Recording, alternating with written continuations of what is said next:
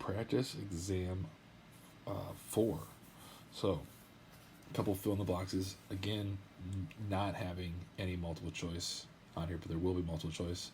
Check out Top Hat. This one, one of the ways to make carboxylic acids. And if you examine these two things, it's also a way to add one carbon. So we learned 2 ways to add a carbon. One of those was with CO2 reacting with a Grignard. So to create a Grignard, so we need Mg0, makes a Grignard. That reacts with CO2. And then we actually need another step here to protonate it as well. The other way to add one carbon was using cyanide. And then we could turn the nitrile here could be turned into a carboxylic acid. Right, so hydrolyzing this is the other way. With base or acidic conditions, you can turn a nitrile into a carboxylic acid too. This one, SOCl2 reacting with a carboxylic acid creates a acid chloride, need the pyridine, SOCl2. In addition, elimination mechanism to take something that's on the bottom of Mont Carbonyl and bring it all the way to the top of Mont Carbonyl. Finally here, this last one could have had a lot of things actually. So make a carboxylic acid. So it could have been an ester, it could have been an anhydride, it could have been an acid chloride, it could have been, and it could have been any type of ester on this side, but you need to have these carbons here to make this one. So there's lots of options for this one that you could have done as well. You could have done the nitrile. Yeah, you could have done a CN, a nitrile here and got this as well. So whatever way, lots of possibilities for that one. Number 2, ask us to label all the steps, and then the first question asks us which reagent is most likely to react below amine or alcohol. And this one I had a lot of people confused about. They knew it mattered because of electronegativity, but they got confused. They realized oxygen is more electronegative, but that means it holds its electrons tighter. And in this case, we want the more reactive thing, the less electronegative. Nitrogen is what we need to react here. So actually the amine is more reactive, right? Because it's less electronegative, holds electrons less. Then after that, classic steps. First step, protonation. We're in acidic condition, so it's always going to be protonation first. We add in with our amine, kick up, get a tetrahedral intermediate. We need to do a proton transfer because again, whenever we have these carboxylic acid derivatives, we're always trying to get rid of this piece, right? Whether it's an anhydride, a chlorine, an ester, whatever. So we want to put the proton on that. Proton transfer, electrons come down, kick out the alcohol, elimination, and we do a deprotonation, and we get our final product, amide. In this case, we went from ester to amide, so that's also down Mont Carbonyl too. All right, label each step, and what is the other product for the bonus? So labeling each step again. If you look at this, you can see we've started with the carboxylic acid, and there's an alcohol, intramolecular alcohol. And if you look at this, all of a sudden it looks like we have an ester. So if you did a good job numbering, you probably noticed that this is going to need to replace that. Right? First step, protonation. Makes this more reactive. Intramolecular, right?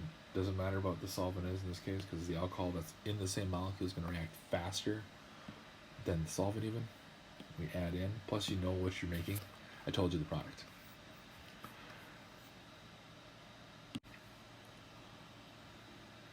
So the alcohol will add in tetrahedral intermediate, so protonation, addition, proton transfer again. What we're trying to get rid of, these carboxylic acid derivatives, in this case it is a carboxylic acid, so we're going to get rid of this. We can turn that into water, so proton transfer makes this a better leaving group. Electrons come down, elimination, deprotonation, and then the other byproduct, of course, is water. A couple things, carboxylic acid with an alcohol makes esters. Gotta know that. And even I showed you. So there you go. Make sure you protonate first. Make sure you realize where you're going. And don't forget to label the steps and answer all the questions. Alright, I forgot number 3. It was here all along. Mechanism, each step, and inorganic product. So that means no carbons. You have an acid chloride, and you have a carboxylate. Things with the negative charges are nucleophiles. Right? That's a nucleophile. The other thing has to be electrophiles to find the atom that's electron deficient. Negative charge, acid chloride, right? Acid, a good leaving group. You add in, no SN2. You add in, make a tetrahedral intermediate. Keep your charges balanced. I don't know why folks are really obsessed with lithium and sodium. Like, again, draw them as a plus charge and leave them alone. They're just there to balance the charge. Never have I drawn an arrow from a sodium or put it next to something. It's just there to balance the charge. Tetrahedral intermediate, elimination, kicks that out. You turn an acid chloride into an anhydride, which is down marked carbonyl, so that's good. And your byproduct then is Na plus, which has been along for the ride, Cl minus. So sodium chloride, table salt. All right, now back to number 5. Mechanism product. Carboxylic acid. I say it again. It's an acid. Right? So this is the one that's tricky on Mount Carbonyl because it's an acid first. Right? So if you're in any sort of basic conditions, not acidic conditions, right? We saw above here, in acidic conditions it can get protonated, right? But in basic conditions or anything not acidic, there's no H pluses around, it's going to get deprotonated. It's going to make a carboxylate, which now is a nucleophile like we saw in 3. And this can do SN2 substitution. So that's all it does. And it makes an ester, right? And you make this salt as well. So it's a deprotonation SN2 substitution. You just got to recognize carboxylic acid. If you have a nitrogen around or a minus charge, you're going to deprotonate that carboxylic acid first and foremost. If you had a Grignard around, which we saw in exam 2, it'll deprotonate the carboxylic acid. And then it becomes a carboxylate, which itself is semi-nucleophilic. Okay. Mechanism arrows for this one. Biggest things to realize. Basic conditions. Right? So sodium, again, is just along for the ride. So you can just redraw like I do as OH minus. That's just easier. Basic conditions, we're thinking 2 things. We're thinking adding in, or we're thinking deprotonation. I look here and I have an aldehyde and a ketone.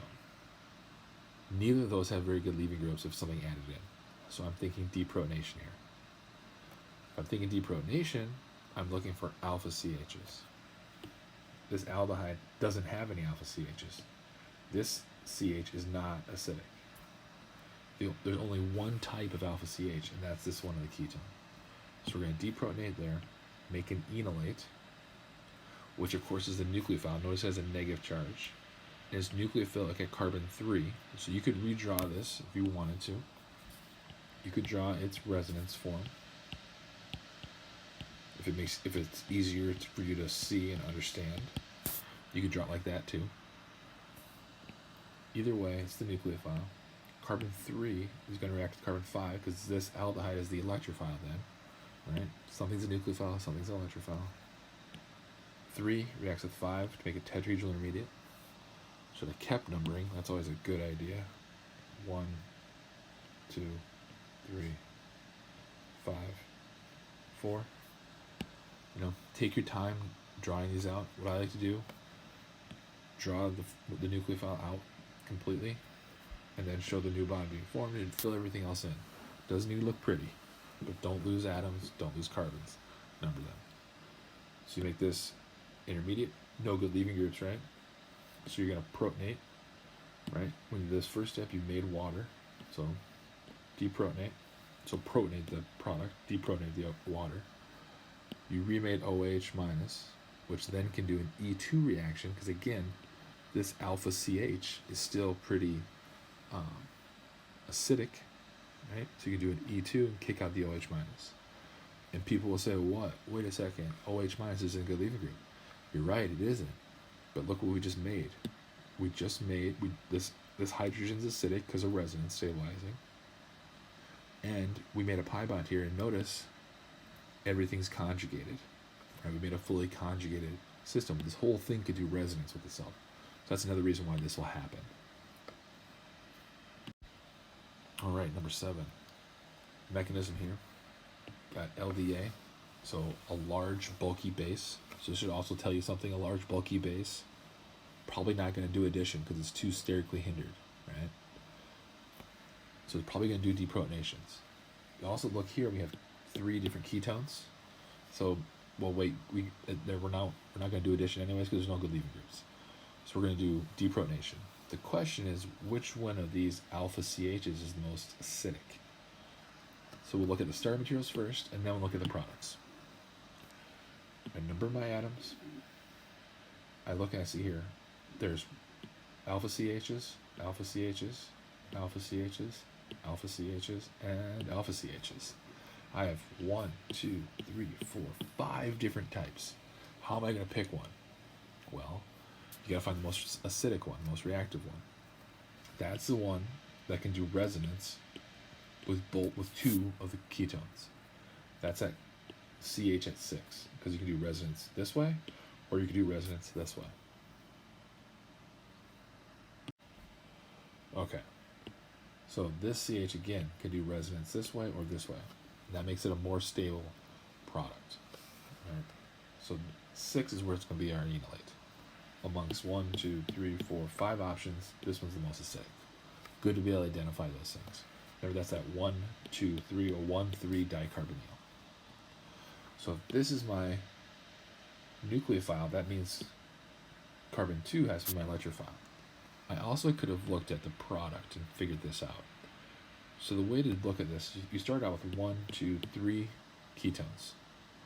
And all of a sudden you have 1, 2. So you lost one.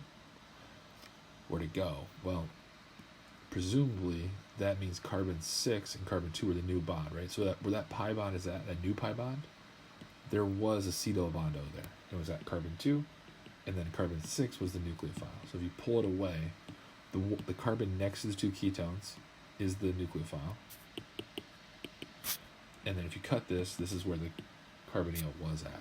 So there's another way to look at this to figure out where to go. So intramolecular nucleophile adds in tetrahedral intermediate. I drew it ugly because it's just easier for us to see, right? We don't need to make it pretty, because then we could do 1, 2, 3, 4, 5 membered ring. So then I could draw a 5 membered ring, right, without having to worry about it. Then I say, okay, 5 is this, right? Okay, and 6 is now bonded to 2, right? So I just drew a 5 membered ring first and then added everything around it. So I had tetrahedral intermediate is a minus. A lot of times when you make this, you're going to have to deprotonate that base again, right, to do these eliminations, these condensation reactions. So we deprotonate what we made in that first step. And then what we made now can do an E2 elimination. Again, why is this going to happen? This is a pretty reactive CH because, again, it's between 2 carbonyls. Right? So we can do that double resonance just like before, there's 2 there. And we can do that E2 reaction. Again, like before, make OH minus and this. All right. Number 8, mechanism each step. Now this one's a little different. So you have really strongly basic conditions, O minus, but notice all of a sudden we have an aldehyde and an ester. It's like, wait a second, esters can do, right? That's a carboxylic acid derivative. These strongly nucleophilic things can add in, right, and substitute out. But notice, 1, 2, 1, 2, this ester piece matches our base. Okay, so that means that it could add in, but it's not going to change anything. So we need to go again looking for alpha CHs. Does this ester have any alpha CHs?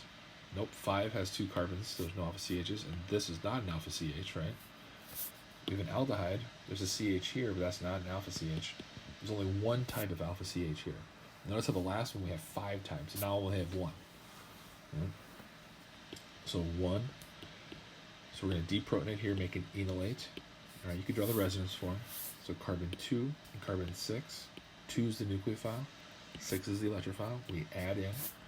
Again, I'll draw it ugly. 1, 2, 3, 4, 5 member ring, so draw it pretty now. You have a tetrahedral intermediate, and unlike the last one, we actually do have a good leaving group, right? You still have that O ester piece, so you can eliminate, kick that out, and now you got an aldehyde and a ketone. So you notice how this is different. When you have a tetrahedral intermediate, you always ask yourself, do I have any good leaving groups? And here you do. and you end up with this being regenerated. I said it's a catalyst, notice that, and the ketone. So this is an ester reacting with an alcohol in an intramolecular sense.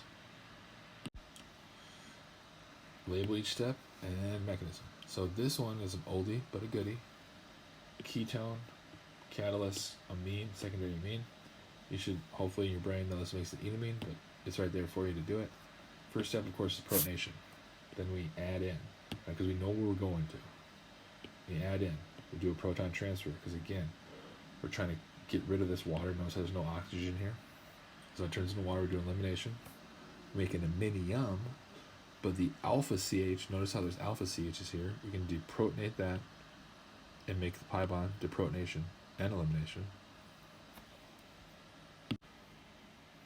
Do deprotonation and elimination. That makes the enamine, which is a lot like an enol, right? A lot like an enol.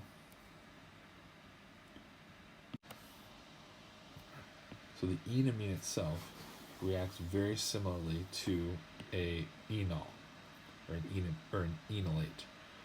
Electrons come down from the nitrogen, pi bond reacts, and we do like an SN2 type reaction.